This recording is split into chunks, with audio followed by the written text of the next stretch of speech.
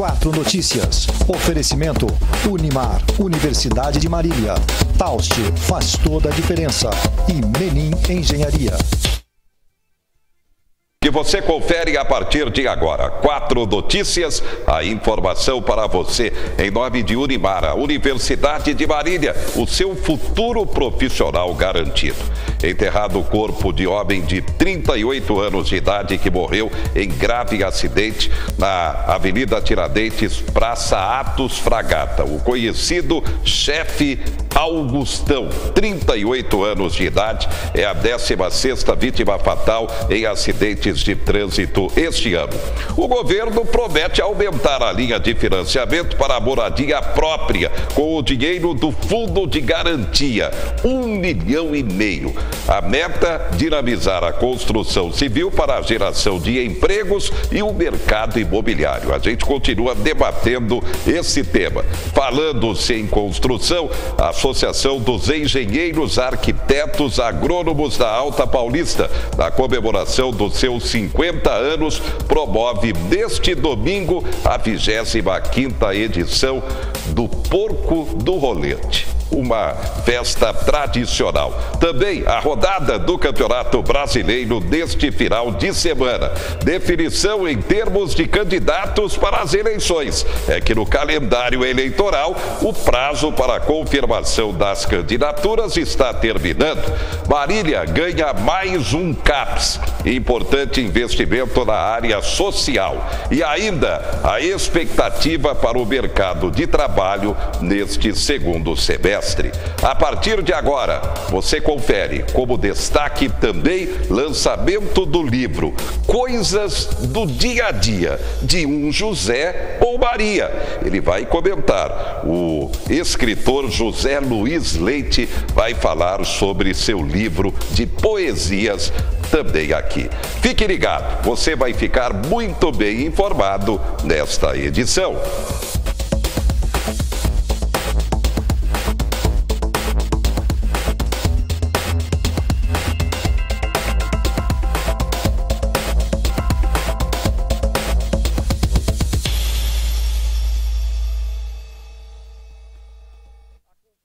Uma pesquisa do Ibope indica o brasileiro, pelo menos a maioria da população, desinteressado, pelo menos por enquanto, em relação às eleições que vem aí. Mas calendário é calendário e termina neste domingo o prazo para a confirmação de candidaturas. Quer saber os candidatos à presidência? A polêmica é Lula. Poderá ou não ter a sua candidatura confirmada, mas aí é outra decisão. Afinal de contas, a Justiça terá que definir essa questão. Confirma. Candidatos à presidência da República, você confere. O MDB oficializou nesta sexta-feira em Brasília o nome do ex-presidente do Banco Central e ex-ministro Henrique Meirelles como candidato à presidência. O evento teve a participação do presidente Michel Temer.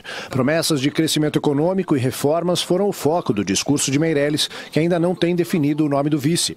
Já para os tucanos e para a Rede Solidariedade, a novela do vice terminou. A senadora Ana Amélia, do PP do Rio Grande do Sul, desistiu da candidatura ao Senado e aceitou o convite do PSDB para integrar a chapa do ex-governador de São Paulo, Geraldo Alckmin. Marina Silva, da Rede Solidariedade, anunciou que seu vice será o ex-deputado do Partido Verde, Eduardo Jorge.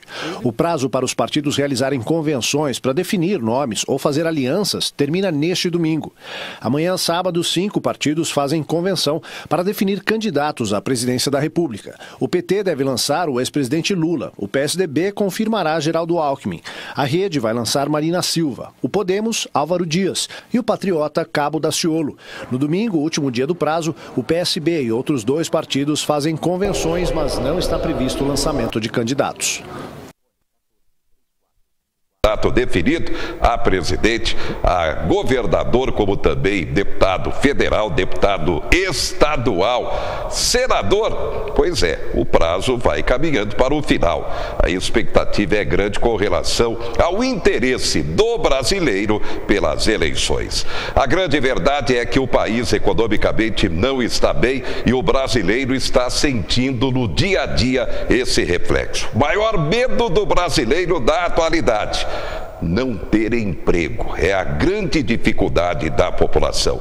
O governo tenta reagir, lança mais uma medida, agora para estimular a construção civil e o mercado imobiliário. Confira.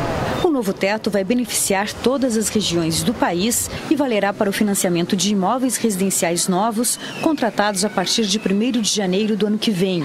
O valor de R$1,5 milhão vigorou durante quase todo o ano passado, mas havia sido reduzido para 950 mil nas capitais e 800 mil nas outras cidades. Os financiamentos do Sistema Financeiro de Habitação, o SFH, que empresta dinheiro com recursos do FGTS e da poupança, é hoje o principal meio de financiamento da casa própria e cobram juros de até 12% ao ano, mais a correção da TR.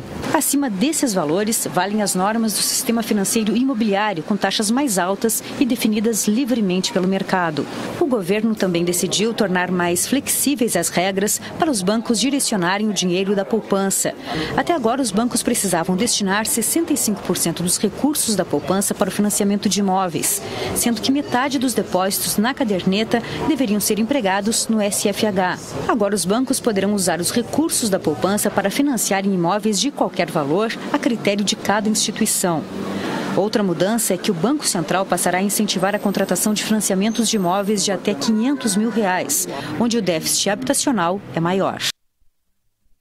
Para comentar a medida, estamos recebendo José Carlos Santos de Almeida. Ele preside o Sindicato da Indústria da Construção Civil de Pequenas Estruturas no estado de São Paulo. José Carlos, boa noite. Boa noite, Zé, e boa noite, ouvintes do 4 Notícias. Nós voltamos a esse jornal, a esta emissora, para mais uma vez falarmos de construção civil. Vamos primeiro corrigir o problema no microfone. Novamente o problema no microfone do entrevistado aqui no 4 Notícias. Esse é um problema que tem que ser corrigido. Bem, a medida agradou? A minha interpretação é que ela põe dinheiro no mercado, mas ela não atende a demanda menor, a demanda dos pequenos.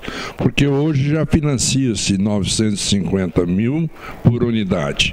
E eles vão passar para R$1,5 milhão de reais por unidade. Na realidade, ele está favorecendo, na interpretação, os grandes empreendimentos. Os grandes empreendimentos não são para atender a maior população. Nós temos aí um programa que eu também tinha a preocupação sobre o seu atendimento real, que era Minha Casa, Minha Vida. Mas passar do quase zero para R$1,5 milhão não é uma solução para melhorar o emprego do brasileiro, sobretudo na área da construção civil. Nós acreditamos que eles têm que tomar medidas corretas e não ter sobe e desce, é ter uma continuidade anual de produção. Nós vemos um número de casas, falando que foram entregues tantos milhões de casas, tantos milhões de apartamentos. Depois, fora chega, o número de necessidade está sempre aumentando. Então, nós não estamos caminhando no crescimento demográfico brasileiro. E agora, com essa crise que iniciada em 2013 até hoje, nós só estamos com desemprego. Diminui. O número de vagas para trabalho, de vez em quando sobe 2, 3, mas sobe um percentual relativo a uma coisa que já caiu a quase 40% do que era. Se aumenta 1% agora, você não recupera nem 0,5 do anterior. Então nós temos que estar muito atentos às informações, ao fato em si. Não acredito que passar o limite para R$1,5 milhão um apartamento ou uma residência favorecerá sempre uma classe mais abastada. Bem, os especialistas afirmam nunca viram uma crise como essa na construção civil como reflexo da economia. É isso mesmo? Sim, é isso. Nós não vimos há muitos anos, eu não me recordo nem na década de 73, 75, de 70, no decorrer da crise do álcool, que foi criado o álcool na crise da gasolina, uma crise na construção civil tão forte. Foi quando eu estava iniciando na ação como engenheiro, trabalhando em empresas, e eu não via essa dificuldade. Os financiamentos eram menores monta, mas era para uma demanda menor. Nós vemos hoje que nós continuamos com a necessidade superior proporcionalmente ao que era necessário naquela época. Investimos mal, investimos com casas sem qualidade, investimos com casas que nós temos aqui em Marília, o exemplo típico que foi durante muito tempo comentado, Nova Marília. Fizemos uma estação de tratamento de esgoto lá que não funcionou um dia. Até hoje está lá e a Coab não resolve. Nós tivemos, quando vereadores, várias vezes em Bauru para tentar isso aí. Isso é praticado no Brasil. Então, essa perda de recursos, esse gasto equivocado, não deixa você evoluir. E o trabalhador, o nosso amigo brasileiro, eles têm casa que com um ano já está rachando, já está desmoronando, já sendo assolada por uma erosão. Por quê? Porque é feita afastada, era feita distante. Então, não tem um planejamento, não existe uma dimensão de atendimento. Nós não temos estrada. Estrada é construção civil. Estrada é dinheiro investido na estrada, também é investimento na construção civil. E nós precisamos disso para escoar nossas safras e conquistar o rincão brasileiro, para que possamos levar para lá o desenvolvimento, a indústria e demais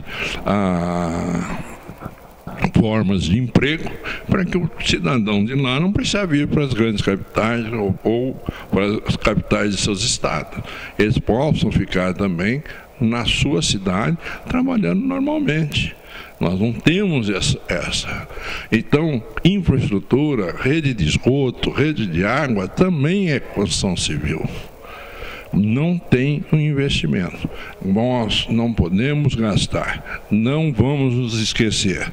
O antigo Banco Nacional de Habitação, BNH. Investiram mal, quebraram o banco e o banco não durou 10 anos. Ele foi criado em torno de 65, em 70 e pouco estava quebrado. Fizeram um novo jeito, e era o mesmo recurso do fundo do FGTS e da poupança. Esses dinheiros não retornaram, o banco não entrou e nós não solucionamos os nossos problemas. Vem agora o FGTS. Nós estamos pondo dinheiro do FGTS, terá retorno? Alcançará socialmente as necessidades do brasileiro? Vamos atender a maioria? Ação pública, gestão pública, nós temos que ver o interesse da maioria, nós temos que ver o interesse do alcance da nossa nação.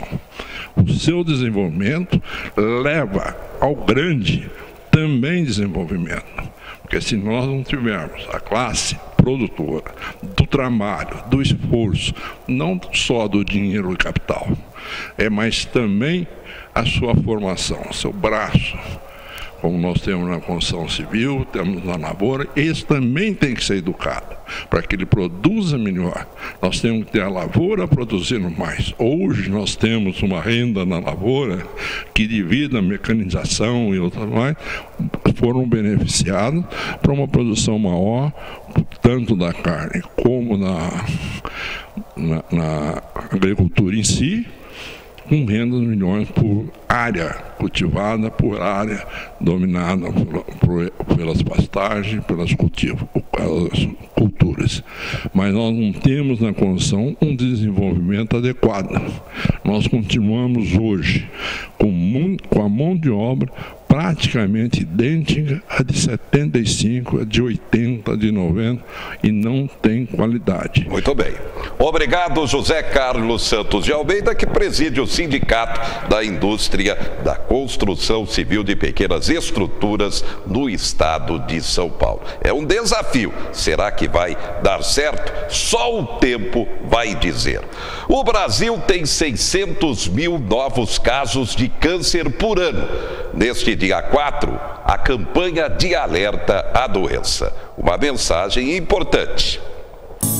Nos últimos 30 anos, convivi diariamente com pessoas que enfrentam a dura batalha contra o câncer. O que eu passo para cada uma delas é a esperança de que devemos procurar sempre a cura e, quando não possível, confortá-las no seu sofrimento. O que mais nos engrandece é a vontade de lutar pela vida. 4 de agosto, dia da campanha educativa de combate ao câncer.